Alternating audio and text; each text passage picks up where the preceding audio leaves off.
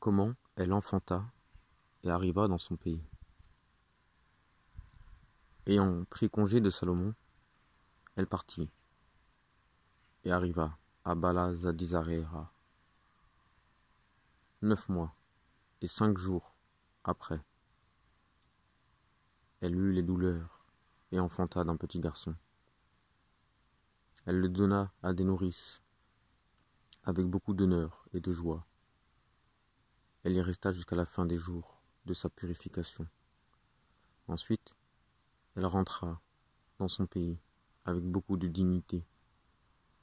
Les notables qui étaient restés là vinrent saluer leur maîtresse. Ils s'inclinèrent et la servirent. Toutes les provinces se réjouirent de son voyage. Elle revêtit ses sujets importants avec de beaux habits. Aux uns, elle donna de l'or, et aux autres de l'argent, de la jacinthe, de la soie. Elle donna toutes sortes de choses désirables. Elle consolida son royaume, et rien n'échappait à son commandement, car elle aimait la justesse, et Dieu veillait sur son royaume.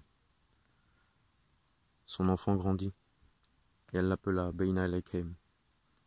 À 12 ans, il demanda à ses gardes et ses nourrices: « Qui est mon père ?»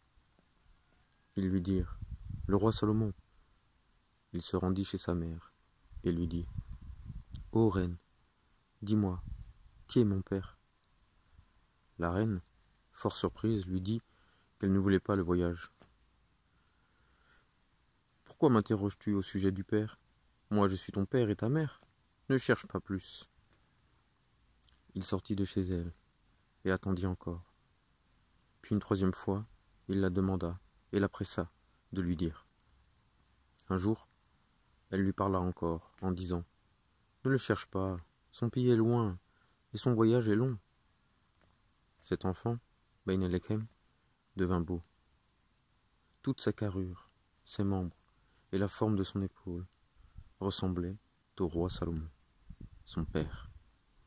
Ses yeux et ses jambes et toute sa démarche étaient semblables à ceux du roi Salomon. Quand il eut 22 ans, il apprit la guerre à cheval, la chasse au gibier et tout ce qui était d'usage pour la jeunesse.